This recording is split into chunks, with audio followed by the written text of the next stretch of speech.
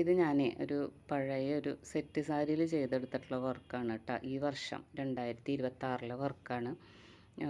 നമ്മൾ ഈ പഴയ സാരി എന്നൊക്കെ പറയുമ്പം കഴിഞ്ഞ വർഷമോ അല്ലെങ്കിൽ നമ്മുടെ കയ്യിൽ താല്പര്യമില്ലാതെ ഉപയോഗിക്കാതെ ഇരിക്കുന്ന ഏതെങ്കിലും സെറ്റ് സാരികളുണ്ടെങ്കിൽ അതിൻ്റെ കരയൊക്കെ നമുക്ക് കീറിക്കളഞ്ഞ് പകരം ഈ കടകളിലൊക്കെ ഇഷ്ടം പോലെ ടിഷ്യൂവിൻ്റെ തുണികളൊക്കെ നമുക്ക് അവൈലബിൾ ആണ്. അപ്പോൾ അങ്ങനത്തെ തുണികൾ നമുക്ക് ഇഷ്ടമുള്ള കളറ് ഞാൻ എപ്പോഴും തിരഞ്ഞെടുക്കുമ്പോൾ ഇച്ചിരി കളർഫുള്ളാകുന്ന കളറുകളാണ് ഏറ്റവും ഇഷ്ടം. കാരണം അട്രാക്ഷൻ വരുന്നത് എപ്പോഴും പിങ്ക്, മെറൂൺ അങ്ങനെ ഡാർക്ക് കളറുകളിലാണ് എപ്പോഴും ആളുകൾ ശ്രദ്ധിക്കുന്ന ഒരു കളർ അതാണ്. ഞാൻ എപ്പോഴും വർക്ക് ചെയ്യുമ്പം അത് കുറച്ചും കൂടി ഡാർക്ക് കളറ് ചെയ്യാനാണ് എനിക്ക് ഏറ്റവും ഇഷ്ടം കേട്ടോ. പിങ്ക്, മെറൂണൊക്കെ ചെയ്യുമ്പോൾ പ്രത്യേക ഒരു സന്തോഷമാണ്.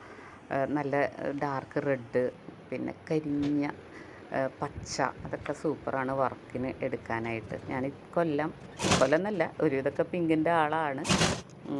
പിങ്കിൽ ചെയ്യുമ്പം കുറച്ചും കൂടി അട്രാക്ഷൻ കിട്ടും. അങ്ങനെ ഒരു ധാരണയിലാണ് നമ്മൾ വേറെ മാറ്റി പിടിക്കാൻ തയ്യാറാവുന്നത്. പക്ഷേ ഞാനിത് ചെയ്ത് കൊടുത്തപ്പോൾ ഒത്തിരി പേര് എൻ്റെ അടുത്ത് നന്നായിട്ടുണ്ട്, പിന്നെ ആ ഒരു കളർ കോമ്പിനേഷൻ സൂപ്പറായിട്ടുണ്ട് എന്ന് പറഞ്ഞാൽ ഒത്തിരി പേരുണ്ട് കേട്ടോ. നമ്മൾ സ്ഥിരം കളറ് ഉപയോഗിച്ചാലും ഒന്ന് ഡിസൈനും കാര്യങ്ങളൊക്കെ ഒന്ന് മാറ്റി പിടിച്ചാൽ അടിപൊളിയാണ്. നമ്മൾ താമര ഡിസൈനാണ് കൂടുതലും ചെയ്തേക്കുന്നത്. അതും സിമ്പിളായിട്ട് വരച്ചെടുക്കാം കേട്ടോ. താമര വരയ്ക്കാനൊന്നും ഇപ്പോൾ അത്ര വലിയ ജോലിയൊന്നുമല്ല.